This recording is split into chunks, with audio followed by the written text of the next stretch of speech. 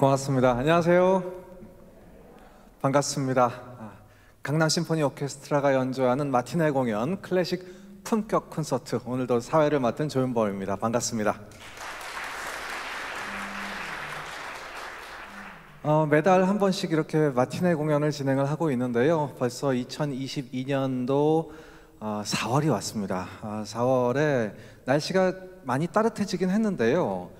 아직은 일교차는 좀 큰 것 같아요. 새벽에 일어나면 좀 굉장히 추워서 봄이 온 건가 안 온 건가 좀 헷갈릴 정도로 이렇게 일교차가 크면 감기에 걸리기 좀 쉬운데요.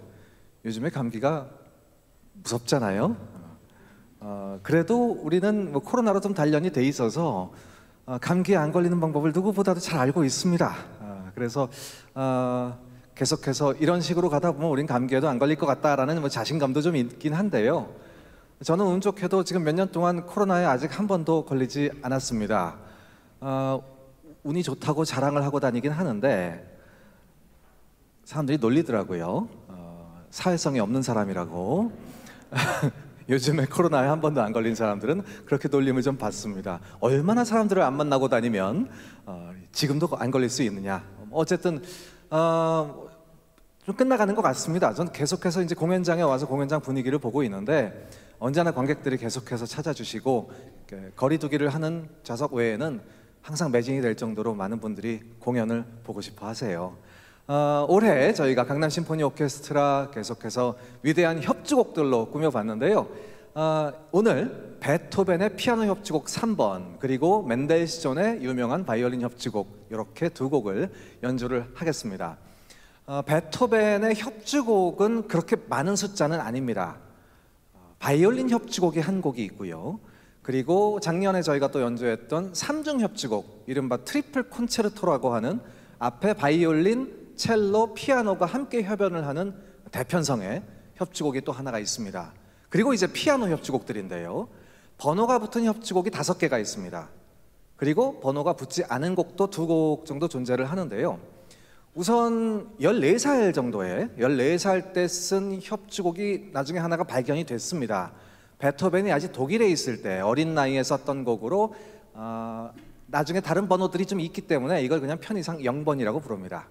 그리고 이제 1번, 2번, 3번 이렇게 발표가 순서대로 되는데 베토벤이 22살에 비엔나에 건너오고 바로 그 해는 1년 전에 모차르트가 사망한 해입니다. 그리고 나서 이제 베토벤이 비엔나에 와서 등장을 하게 되는데 순서대로 썼던 것은 아니고요. 벌써 3번째 썼던 협주곡, 0번을 포함해서요. 3번째 썼던 협주곡이 첫 번째로 출판이 되기 때문에 이 협주곡이 1번이 됩니다. 그리고 그보다 먼저 썼던 협주곡이 나중에 2번으로 발표가 되고 오늘 연주하는 3번이 나중에 쓰게 되는데 27살에 스케치를 시작을 했습니다. 베토벤 27살이라고 한다면 아직 귀에 증상이 나타나기 전이에요. 그래서 그때부터 썼는데 이것이 계속해서 시간이 좀 진척이 되고 계속 좀 시간이 걸려서 결국에는 6년 뒤에 발표가 되는데 그 발표될 당시에는 귀가 상당히 안 좋아졌을 때입니다. 베토벤이 귀에 이상을 느낀 해가 28살입니다. 27살에 쓰기 시작해서 증상이 나오고 그리고 나중에 33살 정도에 발표를 하게 되는 거죠. 그때까지 연주에는 큰 문제는 없었습니다. 베토벤 자신이 직접 피아노를 연주할 수 있었던 때고 물론 처음에는 이 곡이 완전하지가 않아서 피아노를 자신이 연주하면서 솔로 부분은 거의 즉흥적으로 연주했다는 얘기가 있습니다. 오케스트라 파트 악보는 다 만들어 놨는데 정작 솔로 부분은 계속해서 고치고 있느라고 악보 거의 없이 자기가 즉흥으로 마디를 막 채워서 연주를 해서 그렇게 큰 성공을 거두지 못했었는데요. 1년 뒤에 베토벤의 제자 중에 한 명이었던 리스라는 사람이 초연을 할 당시에는 악보가 거의 다 완성이 되어 있었습니다. 오늘 이 3번을 들으실 거고요. 그리고 또 베토벤 그 뒤에는 이제 4번 협주곡, 전주가 긴 전통적인 협주곡이 아니라 바로 피아노 솔로가 등장하는 독특한 4번이 있고 그리고 우리가 황제라고 알고 있는 유명한 5번, 그 사이에는요 원래 자기가 썼던 바이올린 협주곡을 바로 1년 뒤에 직접 피아노 버전으로 편곡한 버전이 있습니다. 그래서 이 바이올린 협주곡 편곡 버전과 0번을 제외하면 번호가 붙은 협주곡은 5개가 됩니다. 그 중에서 오늘 3번째 곡 감상하실 텐데요. 오늘 연주해 주실 피아니스트 김태영 선생님은 작년에 베토벤 트리플 콘체르토 3중 협주곡 때 연주를 하셨던 분이세요. 2004년에 21회 포르투 콩쿠르에서 한국인 최초로 1위 그리고 베토벤 특별상을 수상을 하셨습니다. 그 뒤에도 수많은 콩쿠르에서 우승하시고 트리오 가온으로 실내악 활동도 꾸준히 하고 계시고요. 실내악으로도 트리에스테 국제 콩쿠르, 멜버른 국제 실내악 콩쿠르에서 1위, 2위를 하셨습니다. 현재 경희대학교 교수로 계십니다. 자, 그러면 세 악장으로 되어 있는 베토벤 피아노 협주곡 3번을 들으실 텐데요. 1악장은 아주 진지하게 시작을 하지만 가볍고 아름다운 멜로디가 중간중간에 등장을 합니다. 마치 모차르트의 음악을 듣는 것 같은 그런 아름다운 곡이에요. 그리고 느린 2악장은 길이가 꽤 긴데요. 상당히 아름답습니다. 물론 이 피아노 협주곡 2악장들이 대부분 아름답기도 하지만 특히 이 3번, 이 중간에 이 현악기가 피치카토로 갑자기 반주를 하는 부분이 나와요. 그리고 피아노가 여기서 아르페지오를 연주하면 목관악기가 굉장히 조심스럽게 중간중간에 솔로를 연주하고 끝나자마자 등장하는 피아노 솔로 주목하셔야 됩니다. 매우 아름다운 순간이 될 겁니다. 3악장 매력적으로 시작하지만 단조의 멜로디입니다. 단조라고 해서 슬프지는 않고요. 굉장히 경쾌하고 그리고 마지막이 피아노 기교가 굉장히 어렵기로 유명합니다. 여러분 이 3개의 악장을 들으실 텐데요. 피아니스트 김태영 선생님 그리고 역시 강남 심포니 오케스트라를 상임으로 지휘하시는 여자경 선생님을 큰 박수로 모셔주십시오. 고맙습니다.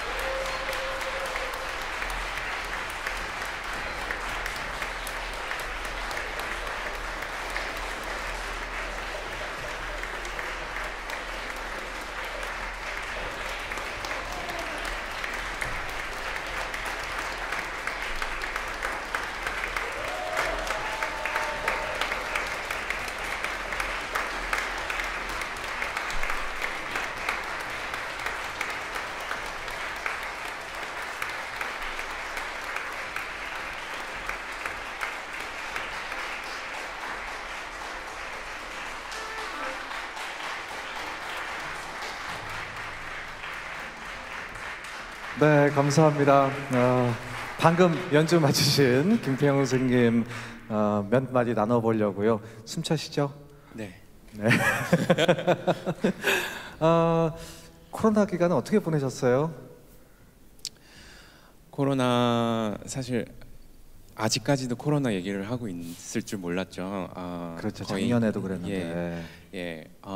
코로나 때 글쎄요. 저는 근데 상대적으로 우리나라가 초반에 정말 대처를 어떻게 보면 잘한 터라 외국 연주자들, 외국에 거주하는 한국 연주자들은 거의 속수무책으로 아예 연주를 못했는데 그럼에도 우리나라는 빨리 열고 그래서 물론 열고 닫고를 한 3번 정도 했던 것 같아요, 제 기억으로는. 근데 빨리 다시 열어주셔가지고 연주를 재개하고 그래서 물론 취소된 연주도 많지만 그 가운데 이제 정말 관객분들하고 만나고 그리고 정말 연주자들의 몫이 뭔지 다시금 새기고 연주할 수 있는 계기가 되지 않았나 싶습니다. 네. 네, 그럼에도 불구하고 오늘 너무 멋진 연주를 해주셔서 베토벤 피아노 협주곡 3번을 처음 듣는 사람도 야 이런 매력이 있구나라는 생각을 했을 것 같아요. 또 유난히 오늘 또 베토벤의 뜻깊은 어떤 의미가 좀 있을 것 같아요. 네, 피아니스트 김태형이 생각하는 베토벤은 어떤 사람이다라고 한번 얘기해 주시면. 글쎄요, 그 베토벤이요. 저로서는 굉장히 너무 힘든 사람이고 왜냐하면 그의 인생이 너무도 쉽지 않았고 그리고 20대 후반에 벌써 청력의 문제가 왔고 그럼에도 끝까지 끈질기게 이겨내서 그 좌절과 고뇌를 환희로 그리고 신과의 대화로 후기 작품으로 가면 그렇기 때문에 그러한 사람이 딛고 일어나는 그 고난과 역경 그리고 그 후에 오는 환희는 글쎄요 연습을 하는 가운데 사실 쉽지는 않은 것 같아요. 그러니까 이해하기가 쉽지 않다는 난해하다는 의미가 아니고 그 고통과 그 집요함, 그 고집스러움을 조금 같이 공감을 하고 그걸 표출해 내야지만 되는 건데 물론 다 아시겠듯이 그러함을 이겨내고 하는 즐길 수 있는 그 환희는 사실은 다른 것과 비교를 할 수가 없잖아요. 그렇기 때문에 사실 이렇게 무대 위에서 뭔가 그것들이 실현이 되고 또 이제 마지막에 굉장히 화려하게 끝나는 그 환희를 맛보면 정말 이게 정말 베토벤이구나 그런 걸 좀 항상 느끼는 것 같습니다. 네. 정말 맞습니다. 박수 보내주시죠.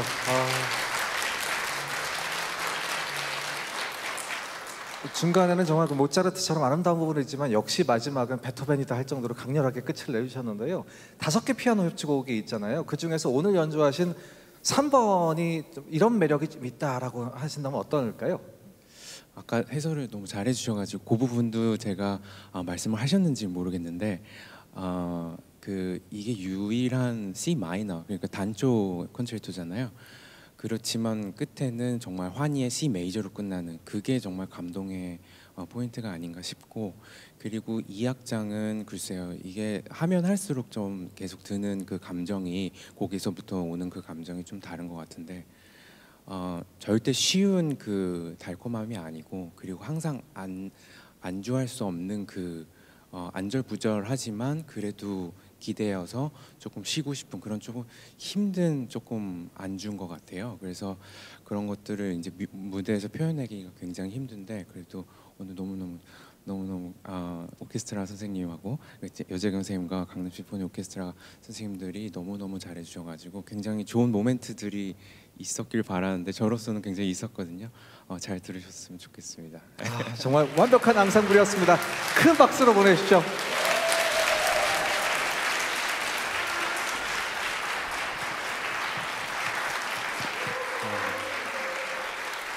네, 연주가 막 끝나고 연주자께 직접 곡에 대한 이야기를 들으니까 정말 뜻깊은 것 같습니다. 김태형 선생님의 아주 멋진 연주였고요. 이제 두 번째 곡, 오늘의 마지막 곡이죠. 멘델스존의 바이올린 협주곡이 남아 있습니다. 멘델스존은 독일계 유태인입니다. 지금 유대인이라고 통일이 돼 있죠. 그렇기 때문에 과거에는 굉장히 유명했지만 나치 시대는 이 사람은 역사책에서 지워질 뻔했었습니다. 히틀러와 나치가 이 사람을 평가절하하는 바람에 뭐 동상도 철거가 되고 그 권위가 복귀가 된 지가 사실 얼마 되지 않았습니다. 지금은 우리가 교과서에서 맨델스존을 많이 배우고 있지만 하마터면 못 배울 뻔했던 그런 작곡가였습니다. 할아버지가 아주 유명한 철학자고요. 모세스 맨델스존이라는 분이고 아버지와 삼촌이 함께 은행을 경영을 하셔서 집이 어마어마하게 부자입니다. 그냥 보통 이제 우리가 생각하는 부잣집 정도가 아니라 그 은행의 규모가 전 유럽을 대상으로 하고 있을 정도로 재벌집 아들이었죠. 그렇기 때문에 이 사람의 음악을 좀 낮게 평가를 하려고 하는 사람들은 너무 부잣집에서 자라는 바람에 음악이 혁신이 없다, 베토벤과 같은 어떤 고뇌가 없다, 이렇게도 비난을 하는 사람도 분명히 있었습니다.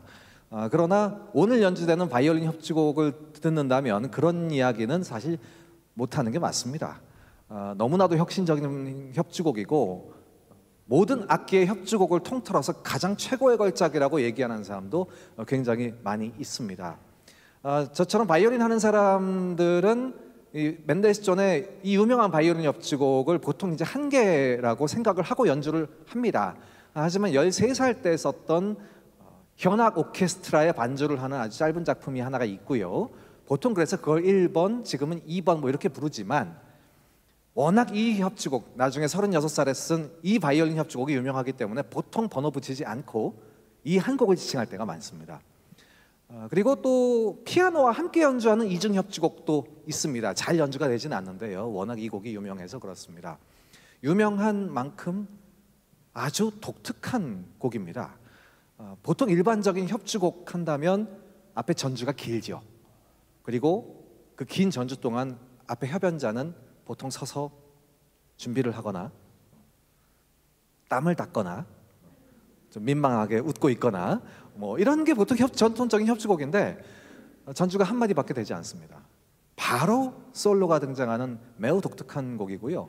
그리고 1악장 거의 원래 마지막에 등장해야 하는 카덴자, 오늘 저 김태형 선생님이 연주하신 곡도 1악장의 거의 마지막에 솔로가 한껏 기교를 뽐내는 카덴자가 있었는데요. 베토벤이 직접 작곡한 카덴자였습니다. 맨델스존도 이 카덴자를 직접 작곡을 했는데요. 1악장의 한 가운데 있습니다. 그래서 이 카덴자가 끝나고 나서 1악장이 바로 끝나지가 않고 한 절반 정도가 더 있는 거죠. 굉장히 웅장하게 끝나서 마치 1악장이 끝날 때 전악장이 끝나는 것 같은 기분을 느끼는데, 그렇게 해서 화려하게 끝나고 나면 이상하게도 소리가 하나 남습니다. 바순이 소리를 하나 길게 끌고 있어요. 그러면서 2악장으로 들어갑니다. 세 악장으로 되어 있는데 이 세 악장 모두가 연결이 되어 있는 곡이고요. 25분 정도 쉬지 않고 세 악장을 연주를 해야 됩니다. 2악장 멜로디도 매우 아름다워서 사람들이 정말 편안하게 감상할 수가 있지만, 이 바이올린 하는 입장에서는 중간에 아주 어려운 기교가 나오는데요. 혼자서 연주를 하고 혼자서 반주를 하는, 그러니까 반주와 멜로디를 동시에 더블로 연주를 해야 되는 그런 기교가 나오는데 굉장히 묘한 분위기를 연출을 합니다. 그리고 잠깐 쉬어가는 듯하는 타이밍에 관악기가 빵빠레를 울리는데요. 그 관악기를 신호로 이제 3악장이 시작이 되는데 너무나도 경쾌하고 신나서 이 3악장을 좋아하시는 분들이 또 굉장히 많으십니다. 오늘 연주를 해주실 김덕호 선생님, 작년에 브람스 더블 콘체르토를 여기서 또 연주를 해주셨었어요. 오케스트라, 하트하트 오케스트라라고 그 발달장애 학생들로 구성된 오케스트라와 계속 관계를 맺고 계셔서 얼마 전에 또 협연도 하셨었고요. 그리고 또 실내악에도 굉장히 큰 관심을 보이고 계시고 줄리어드에서 공부를 하셨고, 그리고 2018년에는 서울시장 표창도 받으셨습니다.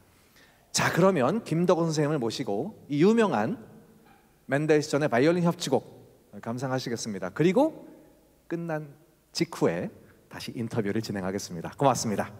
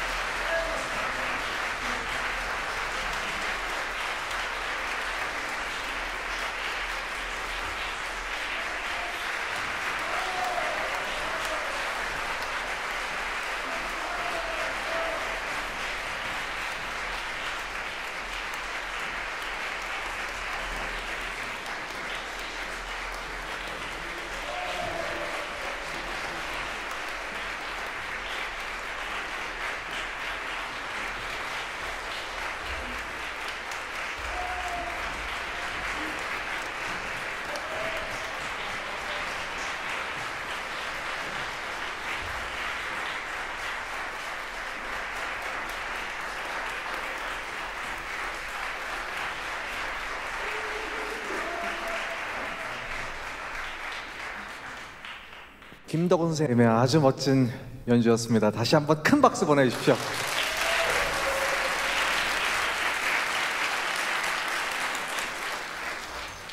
작년에도 느꼈지만 정말 멋지세요. 감사합니다. 맨델스존의 바이올린 협주곡 워낙 명곡이기도 하지만 이렇게 멋진 연주를 듣는 것이 참 흔치는 않은 것 같습니다. 워낙 유명한 곡이잖아요. 처음 맨델스존 바이올린 협주곡 연주하셨던 기억이 있으세요? 제가 그 중학교 3학년 때 연주했어요. 중3 때? 네, 사실 중2 때 이제 처음 배우기 시작했는데 제가 이 협주곡하고 너무 빨리 사랑에 빠진 거예요. 그래서 맨날 음반 듣고 막 이거 언제 한번 연주할 수 있을까 근데 어린 나이에 막 이걸 배운 걸 자랑하고 싶어가지고 기회를 막 엿보던 중에 그 미국에서 이제 구립 오케스트라라고 하죠. 거기서 이제 오디션이 열려서 1등을 하면은 협연하는 기회를 주는 그런 프로그램이 있었는데 거기에 나가게 됐어요. 근데 우연하게 정말 너무 부족했는데도 불구하고 1등을 주셔가지고 그때 중3 때 첫 협연을 그때 맨델스존으로 했습니다. 그러셨군요. 중3 때. 좀 특이한 질문이지만 네. 그때 연주했던 맨델스존 바이올린 협주곡과 오늘 연주한 협주곡 비교하신다면 어떤 그때가 훨씬 느낌이 있어요? 나았어요. 그때가 더 나았다. 아니 농담이고요. 그때는 사실 제가 굉장히 어렸을 때니까 그 젊음과 10대에서 주는 그 에너지가 굉장히 있었던 것 같아요. 그러니까 네. 사실 굉장히 밝고 명랑하지만 그러면서도 멜로디도 아름답잖아요. 그거를 표현하기 굉장히 순수한 나이였던 것 같아요. 네. 그래서 오히려 지금은 생각을 좀 많이 하니까 음악이 좀 이상해지는 것 같고 순수하려고 노력하고 있습니다. 생각이 너무 많아서. 네. 그래도 너무 멋진 연주였습니다. 감사합니다. 실내악 활동도 꾸준히 하고 계시잖아요. 네. 실내악에서 바이올린을 연주할 때와 특히 오늘 같이 이렇게 오케스트라와 협연할 때는 좀 다른 자세가 있을 것 같은데요. 협연 같은 경우는 사실 이 작곡가의 의도와 감정을 제가 최대한 관객 여러분들께 정확하게 전달하는 역할이라고 생각을 해요. 그래서 사실 제 감정에 굉장히 충실을 해야 되고요. 네. 그리고 연주 때 그 감정을 전달하기 위해서 굉장히 집중력이 많이 필요해요. 근데 실내악 같은 경우는 혼자 하는 게 아니고 여러 명이서 같이 하잖아요. 그래서 소위 말하는 그 치고 빠지는 제가 멜로디일 때는 주도적으로 하다가 다른 분이 멜로디일 때는 이분을 어떻게 하면 좀 더 아름답게 연주할 수 있도록 할까 네. 굉장히 고민을 하거든요. 그래서 그 부분이 굉장히 다른 것 같아요. 네. 네. 오케스트라와 이렇게 연주하는데 어려움은 없었습니까? 워낙 오케스트라가 훌륭해서. 네, 아니 진짜 거의 저희는 사실 이 프로 오케스트라랑 연주를 하면은 리허설 보통 한 번 해요. 한 번에 보통 여러 개를 이제 약속을 하고 맞추는데 강남 심포니와는 정말 문제 없이 너무 즐겁게 리허설하고 연주도 끝마쳤던 것 같습니다. 네, 저도 오케스트라에서 이곡을 반주했던 경험이 있는데 네. 사실 반주라고 할 수 없을 만큼 다른 협주곡보다 좀 어렵긴 합니다. 네, 굉장히 그 사막장도 보시다시피 플루트 선생님하고 저랑 계속 막 3도로 멜로디가 계속 이어지고 있는데 그런 것들이 조금씩 안 맞을 때마다 굉장히 안 맞게 들릴 수 있거든요. 근데 오늘은 감사합니다. 너무 진짜 최고였어요. 네, 오케스트라하고도 너무나도 좋은 화합이었던 것 같은데요. 또 워낙 유명한 곡이라 모든 바이올린 연주하는 학생들도 이 곡을 반드시 통과해야 되잖아요. 네, 그렇죠. 학생들에게 해주고 싶은 말씀이 있으시다면 어떤 걸까요? 연습을 열심히 하시고 사실 저희 음악가가 그 무대에 설 수 있는 그 힘은 사실 연습밖에 없는 것 같아요. 굉장히 조금 고리타분한 얘기긴 하지만 저희가 이 기술을 연마하는 그런 운동 중에 하나거든요. 어떻게 보면은 그러니까 테크닉적으로 연마가 돼야지 음악이 나오기 때문에 그 연습은 어떻게 피할 수가 없는 것 같아요. 네. 하지만 연습할 때 하기 싫고 집중이 안 되면 그건 안 하니만 못한 것 같고요. 할 때 어차피 1시간을 내가 쓸 거면 이 1시간을 최대한 어떻게 효율적으로 쓸 것인가 고민하면서 연습하는 게 굉장히 중요하다고 생각합니다. 연습만이 답이다. 네. 네. 김덕원 선생님이었습니다. 큰 박수로 보내주십시오. 감사합니다.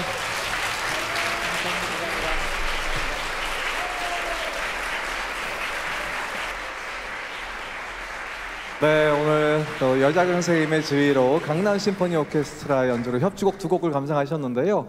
사실 어떤 연주회나 협주곡을 1개 이상 듣기는 힘듭니다. 왜냐하면 보통은 한 곡 정도를 일부에다 배치하고 뒤에는 교향곡을 연주를 하기 때문에 오늘처럼 이렇게 협주곡 두 곡을 연속해서 듣는 경우는 굉장히 특이한 것 같아요.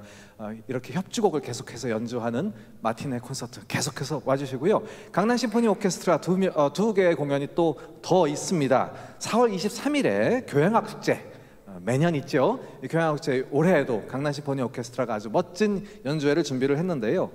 시벨리우스의 북유럽의 핀란디아 그 이 유명한 곡을 감상하실 거고요. 또 시벨리우스의 또 아주 어려운 바이올린 협주곡이 있습니다. 박수혜 선생님께서 협연을 해주실 거고요. 차이콥스키의 아주 중후한 교향곡이죠. 5번. 이 세 곡을 교향악 축제에 오시면 감상하실 수 있습니다. 그리고 또 5월 4일에는요. 역시 예술의 전당에서 정기 연주회가 있습니다. 스트라빈스키의 그 거대한 규모의 교향악 불세가 준비가 되어 있고요. 요정의 입맞춤 그리고 또 라흐마니노프의 협주곡 피아노 협주곡 3번 임윤찬 선생님의 협연으로 감상하실 수가 있습니다. 그리고 마지막으로 지금 이 공연 매월 첫째 주 목요일에 공연되는 이 클래식 품격 콘서트 시즌 회원권 신청을 받습니다. 이 시즌 회원권을 구입을 하시면 성인 기준으로 무려 30% 할인된 금액 외에도 다양한 혜택이 준비가 되어 있으니까요. 오늘 오픈해서 5주간 구입이 가능하십니다. 여러분 계속해서 이 클래식 품격 콘서트 사랑해 주시고요. 저희는 또 다음 달에 뵙겠습니다. 감사합니다.